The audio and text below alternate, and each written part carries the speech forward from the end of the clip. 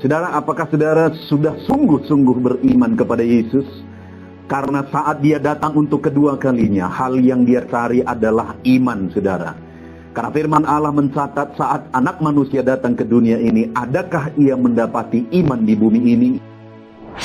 Di dalam Alkitab kita bisa menemukan ada sedikitnya 2 orang yang iman mereka pernah dipuji oleh Tuhan Yesus. Tetapi sayangnya dari kedua orang itu bukan dari umat pilihan Tuhan atau dari keturunan Israel. Saat ini sebagai orang Kristen, kalau Tuhan menilai iman saudara, apakah Tuhan akan menilai iman saudara sebagai iman yang besar? Puji Tuhan, saudara bertemu kembali di channel RPG Renungan Penyejuk Jiwa. Channel renungan harian yang dibuat secara ekspositori, artinya alkitabiah, sistematis, dan gampang untuk dipahami. Channel renungan ini dibuat untuk menolong setiap saudara untuk konsisten merenungkan firman Tuhan setiap hari. Karena orang yang konsisten merenungkan firman Tuhan setiap harilah yang akan mengalami janji-janji firman Tuhan. Itu sebabnya lihat layar saudara, kalau tanda subscribe masih berwarna merah, silakan ditekan dan tekan juga tanda loncengnya. Maka setiap hari saudara akan mendapatkan seri renungan baru dari channel renungan ini, saudara. Puji Tuhan, saudara, video ini adalah video kedua di mana topik yang akan kita renungkan masih dalam topik iman yang dinilai Tuhan sebagai iman yang besar. Iman seperti apa yang saudara miliki saat ini, saudara? Apakah saudara rindu memiliki iman yang dinilai Tuhan sebagai iman yang besar? Kalau iya, maka renungan ini untuk saudara. Mari terus dengarkan renungan ini, saudara. Puji Tuhan, saudara, di dalam video kedua ini kita akan terus melanjutkan renungan kita masih tentang iman yang besar di hadapan Tuhan. Dan teks firman Tuhan yang menjadi dasar bagi kita masih di Lukas pasal yang ke-7 ayat 1 sampai ayat yang ke-10. Di video pertama kita sudah belajar, saudara, bahwa konteks dari teks ini adalah cerita atau kisah tentang perwira di Kapernaum, di mana perwira ini memiliki seorang hamba, dan hambanya itu sedang sakit keras dan hampir mati. Dan ketika perwira ini mendengar tentang Tuhan Yesus, akhirnya dia minta tolong dan mengutus tua-tua Yahudi untuk datang kepada Yesus, untuk memohon bantuan supaya Yesus datang untuk menyembuhkan hambanya ini. Dan kemudian, saudara, akhirnya Yesus pergi bersama dengan tua-tua Yahudi ini untuk datang ke rumah perwira di Kapernaum itu. Kita bisa melihat di ayat yang ke-6, saudara. Lalu Yesus pergi bersama-sama dengan mereka, maksudnya bersama-sama dengan tua-tua Yahudi yang diutus oleh perwira di Kapernaum itu. Ketika ia tidak jauh dari rumah perwira itu menyuruh sahabat-sahabatnya untuk mengatakan kepadanya. Jadi sebelum Yesus masuk ke rumah perwira itu mengutus sahabat-sahabatnya untuk datang kepada Yesus dan menyampaikan pesan kepada Yesus. Dan dari pesannya itulah saya mau kita belajar tentang iman dari perwira ini. Karena, saudara, di ayat 9 kita bisa melihat setelah Yesus mendengar perkataan itu. Jadi setelah sahabat-sahabatnya itu datang kepada Yesus dan menyampaikan pesan perwira itu kepada Yesus. Dan setelah Yesus mendengar perkataan atau pesan itu, ia heran akan dia. Maksudnya Yesus heran akan perwira Kapernaum itu. Dan apa kata Yesus selanjutnya? Dan sambil berpaling kepada orang banyak yang mengikuti dia, ia berkata, "Aku berkata kepadamu, iman sebesar ini tidak pernah aku jumpai sekalipun di antara orang Israel." Lihat, saudara. Jadi setelah sahabat-sahabat perwira itu menyampaikan pesan kepada Yesus, dan setelah Yesus mendengar pesan itu, Yesus heran terhadap perwira itu. Dan atas keheranannya itu dia ungkapkan, dan dia berkata, iman sebesar ini, maksudnya iman dari perwira itu, tidak pernah kujumpai sekalipun dari antara orang Yahudi. Artinya apa? Iman perwira itu adalah iman yang besar dalam pemandangan Yesus. Dan sekalipun dari antara umat-umat Tuhan, orang-orang Yahudi, Yesus tidak pernah menjumpai iman sebesar itu. Dan kemudian lihat, saudara, ayat 10, dan setelah orang-orang yang disuruh itu kembali ke rumah, didapatinya lah hamba itu telah sehat kembali. Di mana rumah perwira itu tidak jauh dari Yesus pada saat itu. Tetapi setelah mereka kembali ke rumah, hamba itu sudah sembuh. Artinya mujizat segera terjadi. Setelah iman perwira itu terbukti dan Yesus menilai iman perwira itu sebagai iman yang besar. Nah, sekali lagi saudara, penilaian Yesus terhadap iman perwira itu setelah dia mendengar pesan dari perwira itu. Artinya apa saudara? Bahwa imannya itu terbukti dari pesan yang dia sampaikan melalui sahabat-sahabatnya. Dan itulah yang sudah kita belajar di video pertama. Di mana dari video pertama, kedua ini, dan video ketiga nanti, kita akan melihat dan belajar ada 3 inti dari pesannya itu.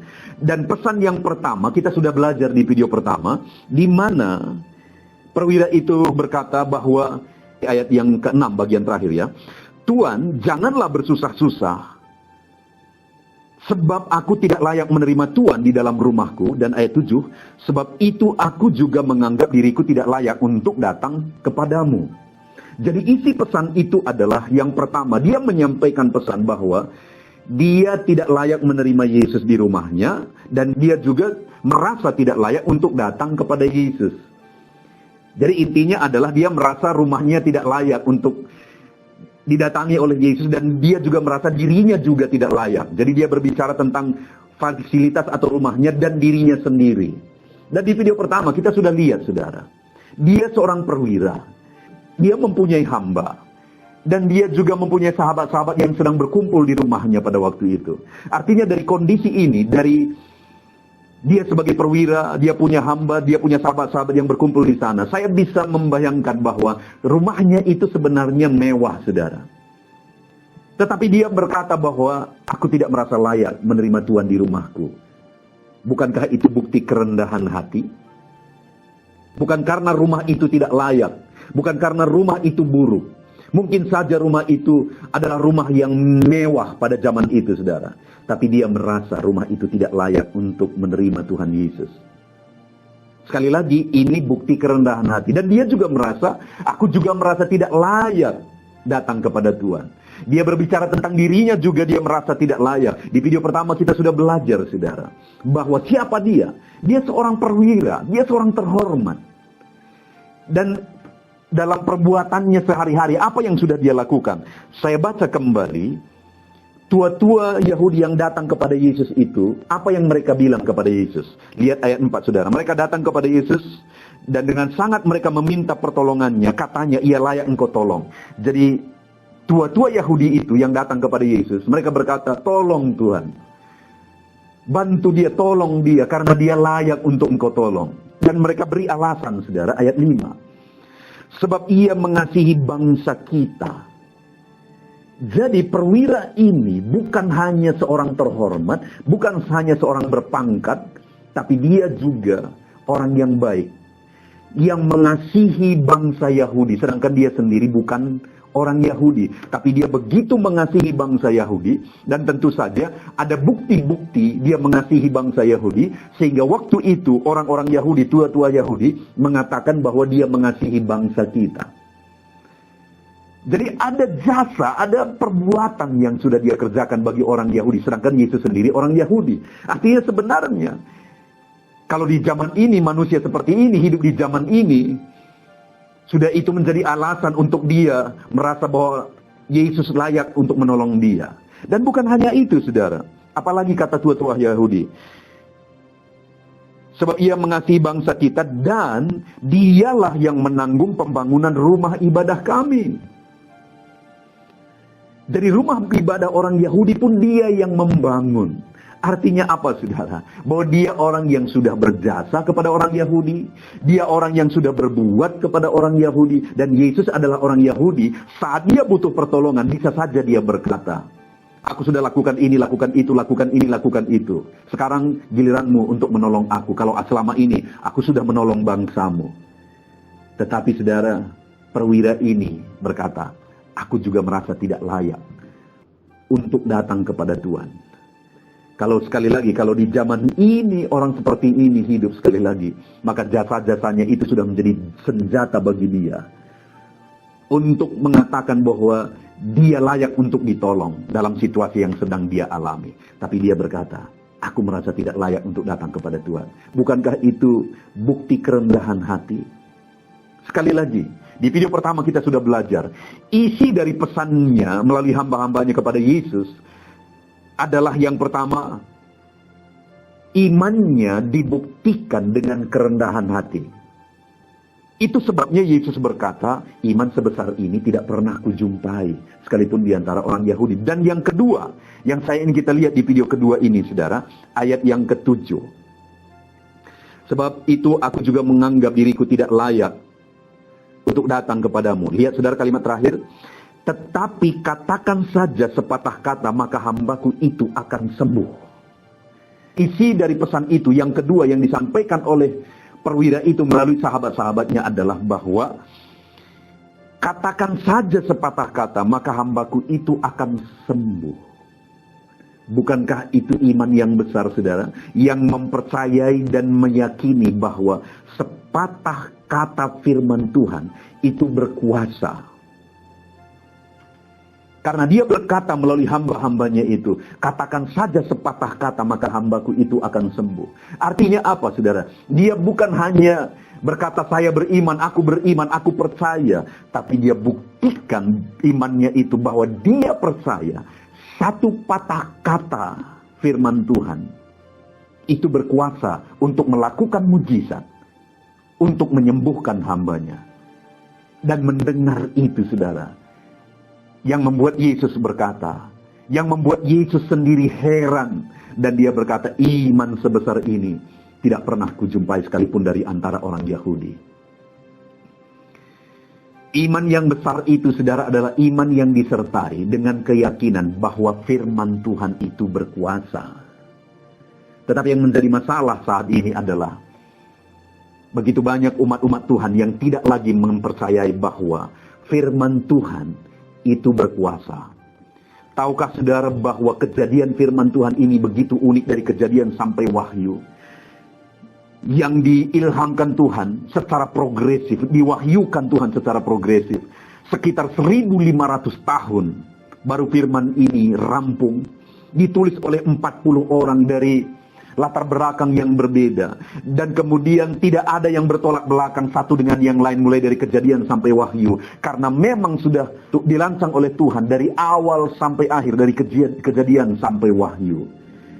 Dan di dalamnya Tuhan menuangkan maksud-maksudnya. Tuhan menuangkan kehendaknya. Tuhan menuangkan firman-Nya, saudara. Dan firman ini adalah firman yang berkuasa. Tetapi yang menjadi masalahnya adalah untuk kita anak-anak Tuhan yang hidup di zaman ini, seringkali kita mengabaikan firman Tuhan. Apakah saat ini saudara percaya bahwa firman ini berkuasa? Dan setiap patah katanya berkuasa. Dan yang lebih menyedihkan lagi, saudara, di sini dikatakan setiap kata firman Tuhan, karena dikatakan sepatah kata saja. Yang menyedihkan, saudara, di zaman ini begitu banyak orang memperlakukan firman Tuhan ini dengan cara yang salah. Sebagai hamba Tuhan, saya seringkali ditelepon oleh orang-orang yang meminta doa karena mereka memiliki masalah. Salah satu contoh, saudara, ketika ada orang-orang yang seringkali diganggu oleh mimpi buruk. Misalnya, banyak kali orang-orang yang ketika minta doa, saudara, dan akhirnya mereka terbuka dan mereka berkata, padahal aku sudah taruh Alkitab di bantalku. Kenapa aku masih mimpi buruk? Jadi mereka menganggap bahwa yang berkuasa itu adalah kitabnya. Tapi dengar, yang berkuasa itu adalah firman Tuhan. Kalau saudara jadikan ini bantal saudara, ini tidak akan berkuasa untuk saudara. Tapi kalau saudara imani setiap patah kata firman Tuhan di dalamnya, maka itu akan berkuasa melakukan mujizat dalam hidup saudara. Dan itulah bukti saudara beriman dan beriman besar. Ketika saudara mengimani setiap patah kata firman Tuhan, bahwa firman itu berkuasa, firman itu ajaib. Bukankah melalui firman-Nya Tuhan berkata, jadilah bumi, dan bumi pun jadi. Jadilah cakrawala, dan cakrawala pun jadi. Jadilah laut dan darat pun jadi. Jadilah tumbuh-tumbuhan, maka tumbuh-tumbuhan pun jadi. Artinya bahwa setiap patah kata firman Tuhan itu berkuasa. Yang menjadi masalahnya adalah seringkali kita yang sulit mengimani setiap patah kata firman Tuhan itu berkuasa. Bahkan kita memperlakukan, anak-anak Tuhan memperlakukan Alkitab itu dengan cara yang salah. Saat ini saudara, kita belajar. Saat Yesus mendengar pesan dari perwira itu, Yesus heran. Dan dia berkata, iman sebesar ini tidak pernah kujumpai sekalipun dari antara orang Yahudi. Dan isi dari pesan itu, saudara, yang menggambarkan iman dari perwira itu adalah pengakuan bahwa setiap patah kata firman Tuhan itu berkuasa. Saat ini, saudara, buktikan iman saudara bukan dengan iman yang abstrak. Saudara berkata, beriman, bukan iman yang hanya sekedar kata-kata. Saudara berkata, aku beriman, aku percaya. Tapi mari kita buktikan iman kita dengan mempercayai dan meyakini setiap patah kata firman Tuhan. Apa buktinya saudara mempercayai firman Tuhan itu berkuasa? Itu terlihat dari perlakuan saudara terhadap firman Tuhan. Apakah saudara merenungkan firman Tuhan setiap hari atau tidak? Apakah saudara mencintai firman-Nya dan setiap hari konsisten merenungkan firman Tuhan ini atau tidak? Sejauh mana saudara mencintai firman Tuhan hari ini, saudara? Kapan terakhir saudara merenungkan firman Tuhan? Hari ini saudara bersyukur bahwa channel renungan ini menjadi salah satu solusi bagi saudara untuk konsisten merenungkan firman Tuhan setiap hari. Dan yang menjadi ciri khas dari channel renungan ini, saudara, channel renungan ini dibuat secara ekspositori, artinya benar-benar berdasar kepada firman Tuhan, Alkitabiah, dibuat secara sistematis dan gampang untuk saudara pahami.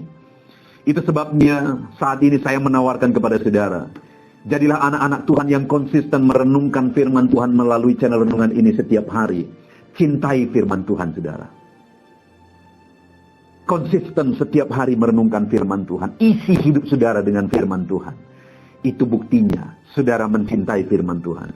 Dan orang yang mencintai dan meyakini, mengimani firman Tuhan, orang itulah yang beriman besar.